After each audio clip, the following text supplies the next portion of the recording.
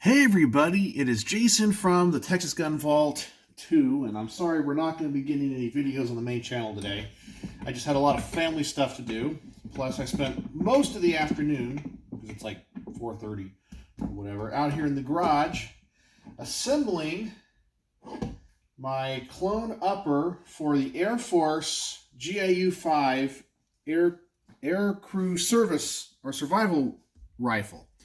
So I got it done. And I gotta say it's close, but I'm disappointed with the Handguard for one reason, but I'm proud of myself for another. So you guys know I'm a big cloner, and I'm one of these OCD guys where everything has to be perfect. So while I'm cleaning up my workbench here, let me grab my chair. And I'll talk to you guys, and maybe you guys can help me with something.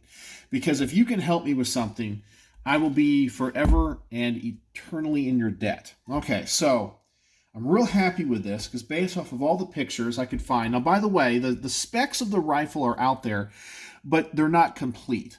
And so, for example, when it comes to the barrel, we know it's a 12.5-inch barrel, but did the Air Force cut down M4 barrels from 14.5 to 12.5? I don't know.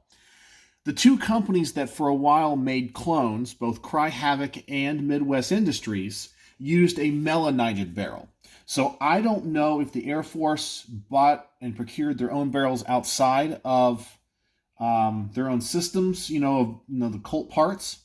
But I was able to buy a Ballistic Advantage 12.5-inch barrel with the government profile, but it's melanited or nitrided or whatever it is. So that's what I think it might be, but there's no definitive, word on exactly what barrel they used. Did they use Colt barrels, I said, that were cut down, or FN barrels, or I couldn't find any of that information, okay? And FN and Colt don't make 12.5-inch barrels, because trust me, I looked. There's only a couple companies that make government profile 12.5-inch barrels, and Ballistic Advantage was one of them, but they don't sell it in the phosphated chrome line, only the melanited or nitrided finish. So, and then based off of pictures I found of the upper, it kind of looked like it was a melanited finish more than the phosphate. But anyway, that was one issue. The dimpling on this gas block, or the barrel that I had to put on for this gas block, was a weird size. And I'd like to dimple both sides, and it's a 0.45 diameter between those two screws. And my gas block dimpling tool, I have adjustments for, what is it here? We have 0.42, 0.46, and 1/2 inch. And that's the standard sizes. But Midwest Industries one, which I assume is the one that they use to go with the Handguard, is 0.45. So I know the dimple below the gas port is correct. It's dead center. So I actually made two dimples for the other one. I did a 1/2 inch and a 0.42. So I kind of made a channel dimple for that second one. But it seems to be working good. So that screw in the front has a little bit more leeway in there, but that's more just to keep the gas block from rotating, I guess. But as long as that dimple in the back is set, I think we're fine. So that's something I'm not 100% happy with, but it's weird because I've never seen a 0.45. As I said, I got the gas block dimple tool to drill it out, and that's not one of the available sizes. So I had to make do with that. But then, let's talk about the Handguard. Okay, now this is where you guys can really help me. Now, the Air Force used the Gen 3 Midwest Industries Handguard. And the part number, if you're curious, is MI-G3ML10. Okay? And that is a discontinued part now. Even though the Air Force used those in 2018, Midwest Industries has already gone to a Gen 4 Handguard. And for the most part, it's the same. It looks outwardly the same. I think it uses the same barrel nut, the same attachment points. And it's really important to know that there's a couple of different versions, ones that has Picatinny rail the whole way, but the one that the Air Force uses was the lightweight one, where it just has M-lock slots here on the top and a little piece of Picatinny rail here and at the front. And so The Gen 4 has a couple of differences. It has a slanted cut here in the front, so that's not perfect. I think you can see it right there. The Gen 3 was just kind of a 90-degree angle. The Gen 3 had a QD swivel attachment both here at the rear of the handguard on both sides, which it's on both sides, and it had one on the front on both sides. Here, they've replaced it on the Gen 4 with another M-LOK slot. Now, arguably, that's probably the better idea, because I don't think people are really going to use QD swivels out there, but it's not the right handguard. It doesn't have exactly the right look. Everything else about the handguard looks right, except those couple things. But then there was the mounting. Now, when you use this Cry Havoc takedown system, so let me show you here. So if I pull the bolt back, in fact, I'll just take the bolt out for right now to make life easy in the charging handle. You got those two latches on the side, and once those are off, you can pull the whole barrel assembly out, just like that. Now, because this system uses these two plates, the mounting system for a handguard has to be flat. So sometimes handguards and free float handguards have these like little arms or wings that kind of go around the upper receiver to help with fit and alignment. And the Generation 3 handguards didn't have that, and I assumed the Gen 4 didn't either. And it was really hard to tell from the pictures. But guess what? The Gen 4 had those little wings. So when I first tried to mount this handguard to the Cry Havoc system, the wings back here hit on that plate, so the handguard wouldn't go all the way on. So I had to get out the old Dremel tool. Yeah, I know, I hate doing that. I hate doing that.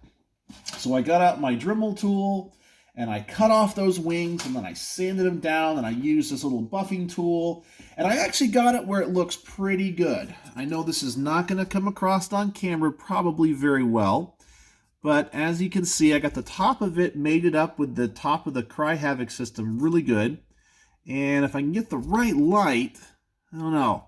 Anyway, I contoured it perfectly on both sides where you really can't see the difference. Maybe you can see it a little bit there.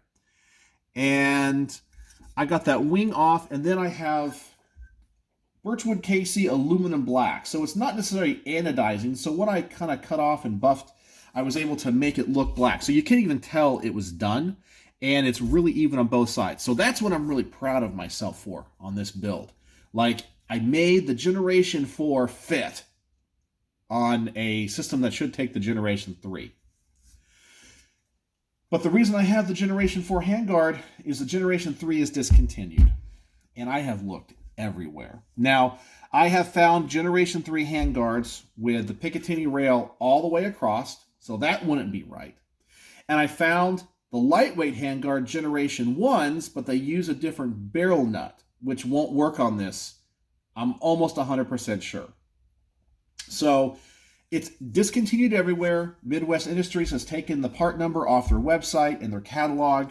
Every place that ever sold it says it's out of stock or discontinued. And so here's where I'm going to ask for your help. You guys know I'm a complete nut when it comes to cloning this stuff perfectly. While I can live with this, okay, I think it looks pretty good. If you go look at pictures of the GAU Aircrew Service Weapon, it looks pretty good. As I said, I'd say 85 to 90% of this rail is right. And only someone that wasn't paying attention, only someone that was truly paying attention, so if you weren't paying attention, you wouldn't notice. Only someone that really knows would notice those differences. Like I said, like that front end, that missing QD swivel, it's not right, and it bugs me. It's real easy to fix, because I can get this handguard on and off here really, really, really fast. So, I know some of you guys are sleuths out there, and I consider myself to be pretty darn good when it comes to finding parts. I found a Generation 1, which won't work. I found a Generation 3, but it's not the right one. If anybody can find that handguard, I will be forever in your debt. And I need it in stock, not a notify me, because I think the notify me's will never get fulfilled because, as I said, Midwest Industries discontinued it. So I need to find a new old stock handguard. And once again, it is MI-G3ML10. You got to find me that handguard. If anybody does, I will be forever in your debt. And by the way, in case you ever do a build like this, the Cry Havoc system adds 1.5 inches of distance between the upper receiver, which, by the way, I found a cage code Colt upper receiver, so it's just like the Air Force One. It adds 1.5 inches. So this is a 12.5-inch barrel, but the handguard is designed for a 10.5-inch barrel.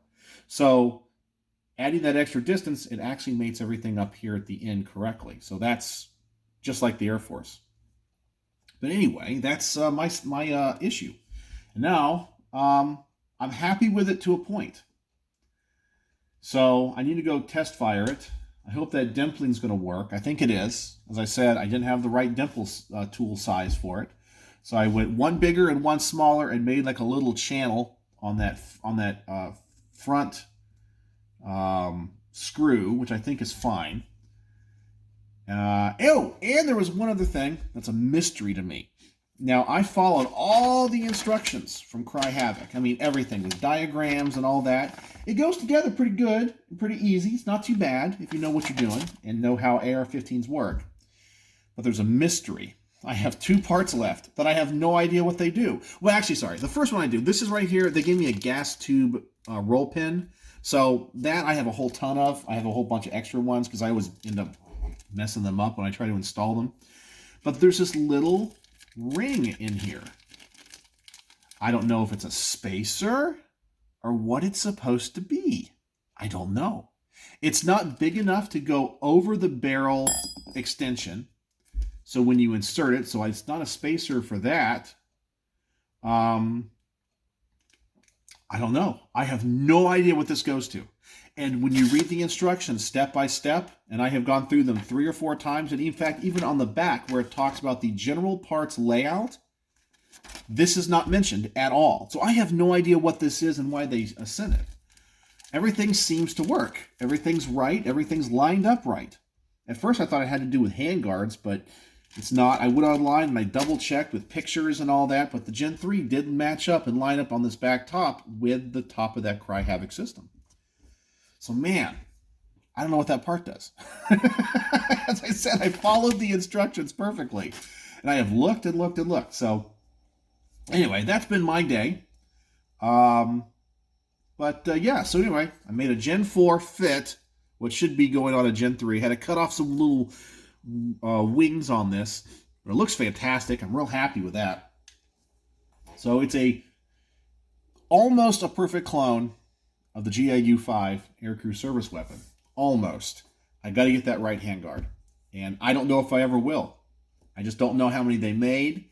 I don't know how popular they were. I don't know how many people bought them. I know a lot of them went to the clones that were made by Midwest Industries and Cry Havoc.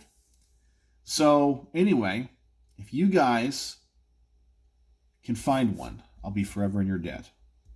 Once again, MI-G3 ML10. Yeah, I think this is the G4 ML10. So it's different. Anyway, what do you think?